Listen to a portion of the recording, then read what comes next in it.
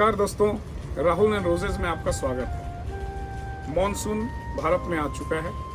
जुलाई के first week में हर शहर को मॉनसून अपने आगोश में ले लेता है और दिल्ली में हालांकि मॉनसून आने से पहले 28 जून को बहुत बारिश हुई थी और सिर्फ एक बारिश से ही आप देख रहे हैं कि मेरे गुलाब में लाल लाल पत्ते आने शुरू हो गए। अदरवाइज उससे पहले ये लगता था जैसे यहाँ पे मैं इनको आग जलाकर और रखा हूँ, सारे पत्ते ऐसे जल चुके थे। एक हिंदी में कहावत है, बहुत पुरानी कहावत है, जिसकी लाठी उसकी भैंस। कहने का मतलब है जिसके पास दम है, जिसके पास बल है, उसी का चलता है। गुलाब में जो दम है, जो बल है, वो है पानी का। तो इसलिए पानी का ही चलता है। मॉनसून में हम कोई फर्टिलाइजर नहीं देते हैं। पूरे गर्मी से हमारे गुलाब झुलसे हुए होते हैं।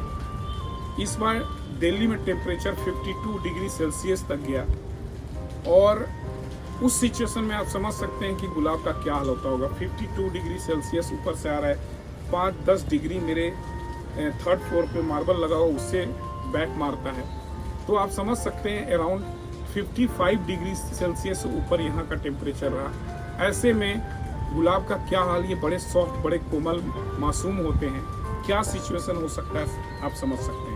लेकिन अचानक मॉनसून आता है और एक मॉनसून आता है और मॉनसून की सिर्फ आहट भी हो जाती है तो गुलाब खिलने शुरू हो जाते हैं, इनके पत्ते बड़े खूबसूरत हो जाते हैं। और पुणे और मध्य प्रदेश के कई शहरों में, इंदौर वगैरह में जो मॉनसून आता है उसमें गुलाब बहुत विंटर से ज़्यादा अच्छे आते हैं और वहाँ मॉनसून शो भी होता है। पुणे में का मॉनसून शो बहुत फेमस है। यानी कि गुलाब जो है वो पानी के ऊपर डिपेंड करता है। जो पानी है वो अच्छा होना चाहिए, ये बहुत इम्पोर्टेंट है। जो बारिश का पानी है वो बेस्ट वाटर होता है। कोई फर्टिलाइजर, पूरे आप गुलाब को छोड़ो, पूरे जो हमारा वातावरण है, जो एनवायरनमेंट है, जैसे ही बारिश का मौसम स्टार्ट होता है अपने आप ही बिना किसी फर्टिलाइजर के, बिना किसी खाद के, बिना कोई और ताम झाम के सारे पौधे, नॉट ओनली गुलाब, सारे पौधे अपने आप हरे भरे होने लग जाते हैं। उसमें नई कोपलें खिलनी शुरू हो जाती हैं, पत्ते बड़े फ्रेश हो जाते हैं, सब चीज़ें उसमें बहुत ही खूबसूरती से ग्रोथ लेना शुरू करता है। तो इसका क्या रीज़न है? इसका रीज़न ये है कि प्लांट्स को जब प्रॉपर उनके अकॉर्डिंग अगर पानी मिलेगा तो डेफिनेटली वो ग्रो करेंगे। आप फर्टिलाइजर आप दें या ना दें, क्योंकि ये नेचर, ये मदर नेचर है। नेचर अपने आप सारा काम करता है। हम फर्टिलाइजर अपनी स्वार्थ पूरी करने के लिए हम इनको एक्स्ट्रा फर्टिलाइजर देते हैं। अदरवाइज इनको भगवान ने ऐसा बना के दे दिया है कि ये अपना खाना खुद भी बना सकते हैं और अपने आप को सर्वाइव रख सकते हैं। तो पानी बहुत इम्पोर्टेंट है। मेरा जो मैंने अभी पुरानी कहावत कही, उसका कहने का पर्पस सिर्फ ये था कि गुलाब के अंदर जो पानी की मात्रा है वो 80% से ज़्यादा है। यानी कि पानी का बोलबाला है। उसी के दम पे, उसी के ताकत से आपके गुलाब चलेंगे।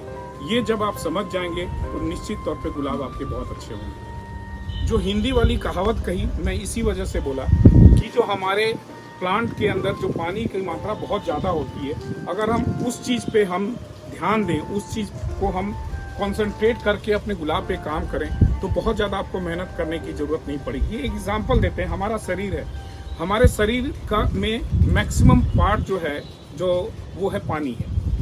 हम कितना भी अच्छा खाना खा लें, हमारे सामने 56 भोग रखे हों, सारे तरह के ड्राई फ्रूट रखे हों, लेकिन अगर एक बार आप गलत पानी पी लिए और आपका पेट खराब हो गया तो चाहे कितने भी अच्छा खाना आपके सामने रखा हो, कितने भी भोग रखे हों, कितने भी ड्राई फ्रूट्स रखे हों, सब बेकार है, कोई काम नहीं करेगा। ना आपको खाने का दिल करेगा, ना वो आपके शरीर पे असर करेगा। यानी हमारी बॉडी में भी पानी की जो मात्रा होती है, पानी की जो क्वालिटी है, वो बड़ा इम्पोर्टेंट है। और उसके लिए हम तरह तरह के पानी जो है वो हर जगह से नहीं पीते हैं। बहुत साफ़ सुथरा आरओ करके, या फिर आजकल अल्कलाइन वाटर भी लोग पी रहे हैं अपने शरीर के लिए। सेम मैंने जो वो कहावत कही वो गुलाब पे भी हमारे लागू होता है। गुलाब में अगर पानी सही है, आप सही ढंग का पानी दे रहे हैं, तो आप कोई भी खाद देंगे, क्वालिटी जो होनी चाहिए खाद की निश्चित तौर पे बहुत अच्छी होनी चाहिए। उसके बाद ही पानी अगर सही है, उसके बाद ही जो वो खाना है वो आपके गुलाब पे काम करेगा। ये मैं 15 साल 16 साल से गुलाब उगा रहा हूँ। यही एक ज्ञान मुझे गुलाब उगाने में मिला है और यही सबसे बड़ा ज्ञान है, अगर ये किसी ने ले लिया तो उसको गुलाब उगाना उसके लिए सबसे आसान हो जाएगा। अगर आप किसी के छत पे, किसी के गार्डन में आप देख रहे हैं कि गुलाब बहुत अच्छा हो रहा है, तो आप अपने दिमाग से ये बात निकाल दें कि ये कोई जादू फर्टिलाइजर का कमाल है, या कुछ ये अलग फर्टिलाइजर दे रहा है, कुछ जो एनपीके है उससे बाहर जाके कोई खाना खिला रहा है, जो माइक्रोन्यूट्रिएंट है उससे बाहर जाके खिला, ऐसा कुछ नहीं है। इसका मतलब सिर्फ ये है कि वो जो अपने गुलाब के अंदर पानी दे रहा है वो पानी बहुत अच्छा है। अगर पानी बहुत अच्छा है तो तरह तरह की जो चीज़ें लगाई जाती हैं, मैं नाम भी नहीं ले सकता, पता नहीं कौन से सीड और क्या क्या चीज़ें गुलाब को, एक मासूम गुलाब को वो देते रहते हैं, खिलाते रहते हैं। किसी चीज़ की ज़रूरत नहीं है आपको, अगर पानी आपका सही है तो इसलिए पानी पे आप ज़्यादा ध्यान दें। अगर आपका पानी का TDH 150-200 तक है तो गुलाब आपके बहुत अच्छे हो सकते हैं। 200 से नीचे रहेगा तो गुलाब बहुत अच्छा है। नहीं तो अगर आप गुलाब करना चाहते हैं तो अलग अलग फर्टिलाइजर, तरह तरह के गुलाब खरीदते हैं, बहुत पैसे खर्च करते हैं। आप एक बार थोड़ा सा पैसे खर्च करके एक RO लगवा लें। अगर आपका ग्राउंड वाटर है तो एक RO लगवा लें, एक टंकी लगा लें और उसमें टंकी में RO का पानी इकट्ठा करके अपने गुलाब को दें। आपको बहुत ज़्यादा मेहनत अपने गुलाब के ऊपर करने की ज़रूरत नहीं पड़ेगी और जैसा आप रिजल्ट चाह रहे हैं वैसा रिजल्ट आपको मिलेगा। ये आपको समझना पड़ेगा।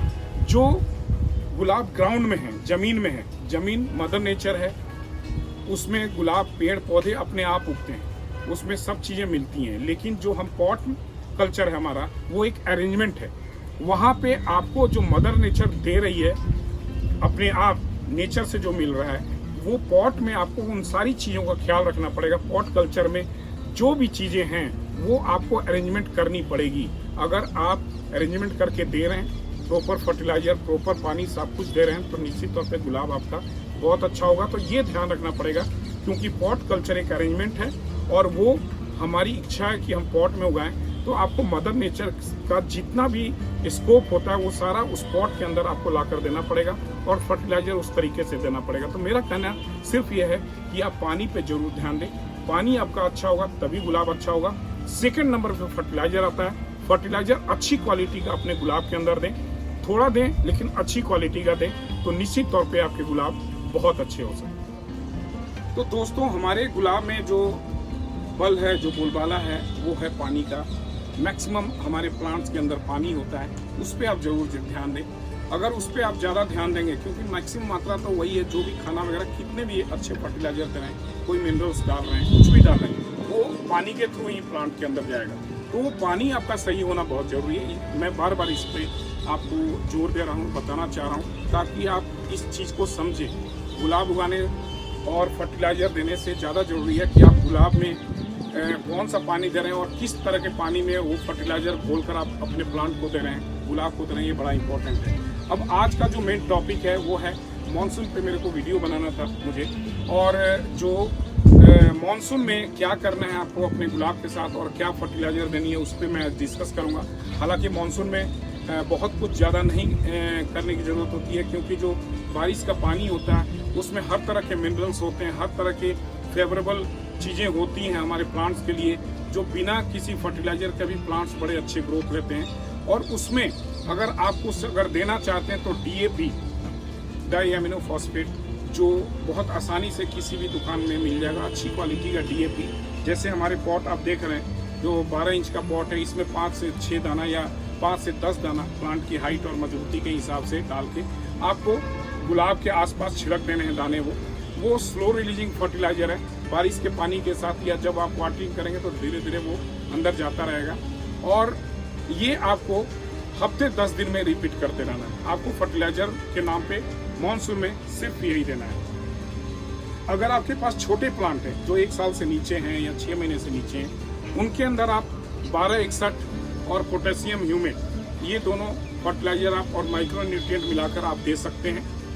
अगर 1261 वाला सिचुएशन बाहर से आप बाहर आ चुके हैं तो उसमें जो सिंपल NPK जो 20-20-20 और उसमें MgSO4, ये फर्टिलाइजर मैं पीछे लिंक में बता चुका हूँ। मैं 20-20-20 और MgSO4 20-20-20 2 ग्राम लेना है और 1 ग्राम MgSO4 लेना है, और उसमें थोड़ी सी ताकत या पोटेशियम ह्यूमेट मिलाकर आप अपने छोटे प्लांट में आप दे सकते हैं। ये पूरे जो मानसून का सीजन है तो छोटे प्लांट में ये फर्टिलाइजर आप कंटिन्यू रखें जो बड़े प्लांट हैं उसमें डीएपी दें, और इससे ज़्यादा आपको कुछ बड़े प्लांट में फर्टिलाइजर नहीं देना है, क्योंकि अब 2 महीने बाद हमारे गुलाब की प्रूनिंग होनी है।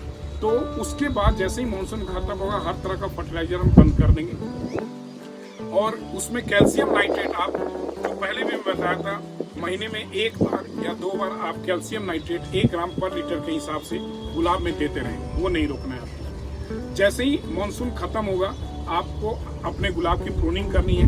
जैसे दिल्ली में हम सितंबर एंड या अक्टूबर के फर्स्ट वीक तक हम प्रूनिंग कर लेते हैं, कलकत्ता वगैरह वेस्ट बंगाल में थोड़ा लेट करते हैं, या कुछ और सिटी है वो अपने शो के हिसाब से करते हैं। तो कहने का मतलब यह है कि अब फोर्सफुल डोरमेंसी में, वो मैं अगले वीडियो में बताऊंगा, फोर्सफुल डोरमेंसी में हम अपने गुलाब को लेकर जाएंगे, लेकिन मानसून में आपको सिर्फ इतना ही करना है।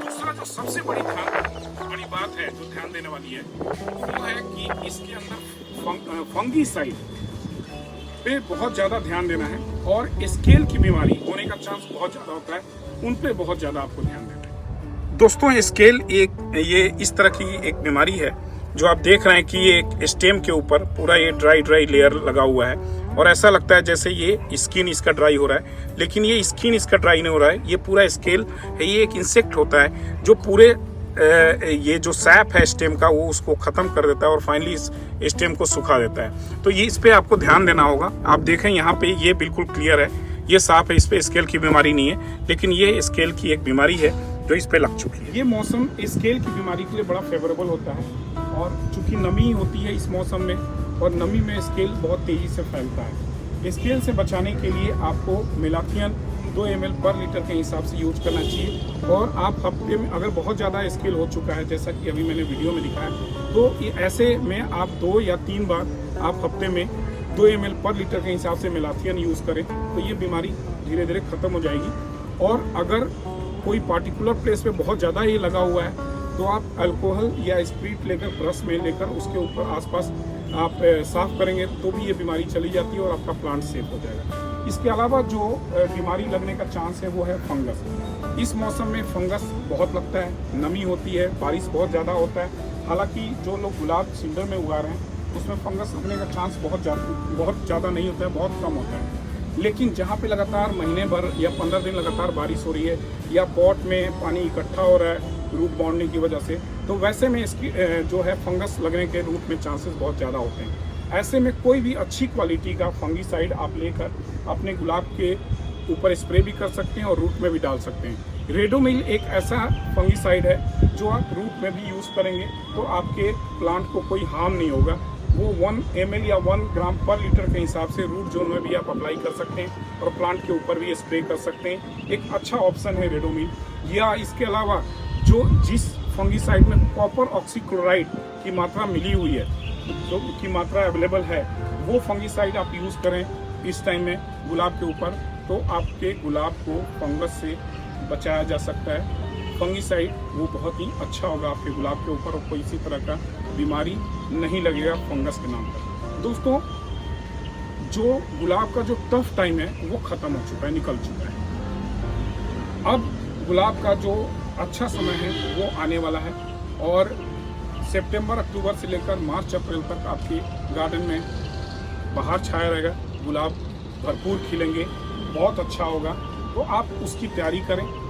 आप अब जश्न मनाएं कि वो समय आ रहा है। एक रोज़ारियंस के लिए ये बहुत ही फेवरेबल टाइम होता है, बहुत खुशी का माहौल होता है जब उनके पूरे साल भर का मेहनत करने के बाद जो फूल खिलते हैं, वो बड़ा ही इम्पोर्टेंट टाइम होता है एक रोज़ारियन के लिए। तो अब उसकी तैयारी शुरू करें। कुछ दिनों बाद मैं आपको वीडियो बना कर दूंगा कि फोर्सफुल डोरमेंसी में, जो प्रूनिंग से पहले फोर्सफुल डोरमेंसी में अपने गुलाब को कैसे लेकर जाएं। कुछ लोग जो ग्राउंड वाटर दे रहे हैं, जो TDS होता है, जिसमें हाई TDS होता है, कई लोग कहते हैं कि सर मेरा ग्राउंड वाटर है फिर भी मेरे गुलाब अच्छे चल रहे हैं। तो मैं आपको बता दूं, जहाँ पे आयरन की मात्रा बहुत ज़्यादा होती है, कहीं कैल्शियम की मात्रा बहुत ज़्यादा हो जाती है, उस कंडीशन में गुलाब के लिए हार्मफुल होते हैं। हो सकता है किसी के ग्राउंड वाटर में आयरन या कैल्शियम या कुछ ऐसी चीज़ें हैं ज़्यादा नहीं है जो गुलाब को हार्म कर सके, तो वो 250-300 TDS में भी गुलाब अच्छा कर सकते हैं। लेकिन आप हर मिनरल्स को आप मेज़र नहीं कर सकते और बहुत मुश्किल होता है वो। तो उससे अच्छा है कि आप ग्राउंड वाटर अपने गुलाब में अवॉइड करें, ना दें, अपने गुलाब को ग्राउंड वाटर से बचा के म्यूनिसिपल का पानी दें, या आरओ, एक सेपरेट आरओ स्पेस पूरा डेडिकेट कर दें, एक आरओ अपने गुलाब के लिए, और टंकी में पानी इकट्ठा करें और अपने गुलाब के ऊपर स्प्रे करें। कई रोजेरियंस ऐसे होते हैं जिनका मैसेज आता है, मेरे को फ़ोन भी करते हैं कि सर हम हर तरह का गुलाब, इजी गुलाब भी कर रहे हैं, टफ भी गुलाब भी कर रहे हैं, हर तरह के अच्छे, जहाँ से आप फर्टिलाइज़र बोल रहे हैं, जैसा फर्टिलाइज़र बोल रहे हैं वो हम देने की कोशिश करें, फिर भी हमारे गार्डन में गुलाब अच्छा नहीं हो रहा है। मैं उन सभी से कहूँगा कि आपको निराश होने की ज़रूरत नहीं है। आप ज़्यादा फर्टिलाइज़र के बारे में ना सोचें, आप अपने घर में जो पानी है, जो गुलाब में आप पानी दे रहे हैं, उस पर कॉन्सेंट्रेट करें कि वो पानी आप कैसा दे रहे हैं। मैंने आपको बताया ना कि जिसकी लाठी उसकी भैंस, यानी हमारे गुलाब में पानी का ही बोलबाला है, तो उसी की चलेगी, पानी की ही चलेगी, उसके बाद फर्टिलाइज़र की चलेगी। तो सबसे पहले आप अपने गार्डन में ये देखें कि क्या आपके पानी का TDS 200 या 200 से नीचे है। अगर है तब आप किसी और ऑप्शन की तरफ अपना दिमाग लगाएं। अगर नहीं है, पानी का TDS इससे कहीं ज़्यादा है, तो पहले उसको सुधारें, फिर गुलाब और फर्टिलाइज़र करने की सोचें। अगले वीडियो में मैं आपसे किसी और टॉपिक पे डिस्कस करूंगा, बात करूंगा। तब तक आप स्वस्थ रहें, सुखी रहें, कीप ब्लेसिंग्स।